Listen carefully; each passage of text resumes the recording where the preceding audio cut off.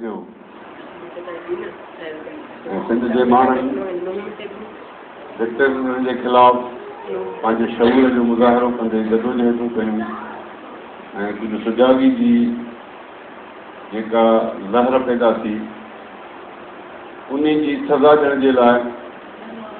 सिंध जे अंदरि ख़ुसूसन जेके झगड़ा पैदा कराया विया आहिनि घणा माण्हू या घणियूं सियासी जमायतूं या सियासी कारकुन हरूभरू ते चवंदा आहिनि बाबा सरदार संजीदा न आहिनि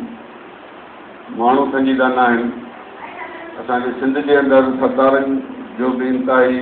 हिकिड़ो इज़त वारो रोल रहियो आहे सभु सरदार बहितरी जे लाइ उन्हनि कोशिशूं बि कयूं आहिनि पर वॾे में वॾी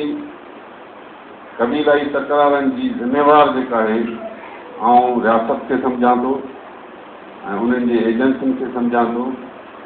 जिन सिंध जे अंदरि हिन नासूर जो बिज छपियो आहे जेकॾहिं थोरो गौर कंदासीं त एॾे वॾे मिक़दार में जेके जदीद हथियार अचनि था उहे किथां था अचनि आया उन्हनि जूं फैक्ट्रियूं किथे आहिनि उन जा वॾा कारखाना किथे आहिनि उहे कंहिंजे अंदरि में आहिनि जो अॼु जी फिरियूं जदीद में जदीद असलो जेको आहे थो उते माण्हुनि ते पहुचे पियो रॉकेट लॉन्चर पिया पहुचनि मास्टर पिया पहुचनि गोला पिया पहुचनि बारूद एॾे वॾे मिक़दार में पहुचे पियो इहो केरु उन्हनि खे फराहम करे थो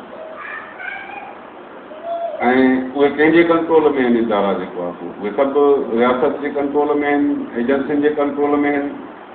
जिन हथ वठी ख़ुसूसन हीअ असांजा जेके उत्तर जा इलाइक़ा आहिनि उते उन्हनि खे थीजनि पिया ऐं रियासत ॼण सॼो तमाशो ॾिसे पई वेठी चवे माण्हू क़तल था थियनि हिकु डिस्ट्रिक्ट में हज़ारनि जे तइदाद में माण्हुनि जे मथां FIR दाख़िल थियल आहिनि पर को बि माण्हू कानून जे पकड़ में नथो अचे ऐं असां ॾिठो आहे जॾहिं बि को गवर्नमेंट संजीदा थींदी आहे त काफ़ी सुलह ऐं अमल थी बि वेंदा आहिनि पर हिते सरकार संजीदा न थी आहे अहिड़ियूं कमेटियूं बि ठहियूं अहिड़ियूं कोशिशूं बि वरितियूं वयूं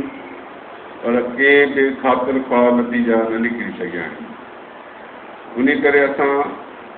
सम्झूं था त हिते सिंध जे माण्हुनि खे जेके हक़ीक़ी हिते तमामु वॾा वॾा असांजा जेके क़ौमी मसइला आहिनि सिंध जे दरिया जो मसइलो आहे असांजा पैदावारी ज़रिया आहिनि मैदनी वसीला आहिनि असांजा समूद आहिनि असांजूं ज़मीनूं आहिनि ऐं असांजे अंदरि धारी आबादकारी जो मसइलो आहे इहे वॾा ज़िंदगी ऐं मौत सां तालुक़ रखंदड़ मसइला आहिनि असली वॾनि मसइलनि खां तवजो हटाइण जे लाइ असांजे माण्हुनि खे हिन क़बीलाई तकरारनि में धिकियो वियो आहे त जीअं माण्हू पंहिंजे जान जी हिफ़ाज़त में पूरा हुजनि पंहिंजी जान जी सलामती में पूरा हुजनि जीअं हक़ीक़ी क़ौमी मसइलनि तां हिननि जो तवजो न वञी सघे उन करे सिंध जे अंदरि हिननि क़बीलाई तकरार पैदा करे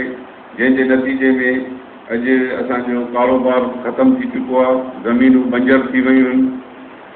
तइलीम जहिड़े अज़ीम ज़ेवर खां असांजा ॿार महरूम आहिनि नंढड़नि मासूम ॿारनि खे बि एॾा एॾा वॾा वॾा घरा हथियार हथनि में आहिनि त हीअ सिंध जो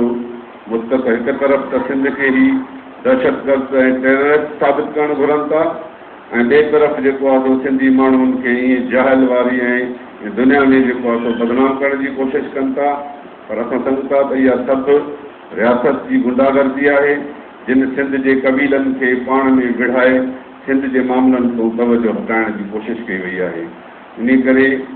आउं हिन मौजूदु ऐवान खे इहा अपील कंदुसि त जेकॾहिं सरकार जॾहिं पंहिंजा फ़र्ज़ पूरा न करे ऐं रियासत पंहिंजूं ज़िम्मेवारियूं न निभाए सही तरह सां त सिविल सोसाइटी सिंध जे मौजूदीन खे सिंध जे सरदारनि खे इहो हिकिड़ो क़ौमी ऐं इख़लाक़ी फ़र्ज़ु आहे थो थिए त बेगुनाह इंसाननि जूं जानियूं बचाइण जे लाइ के उपा वठनि कोशिशूं कनि त यकीननि के बहितर ऐं ख़ातिर ख़्वाह नतीजा अची सघनि था। महिरबानी।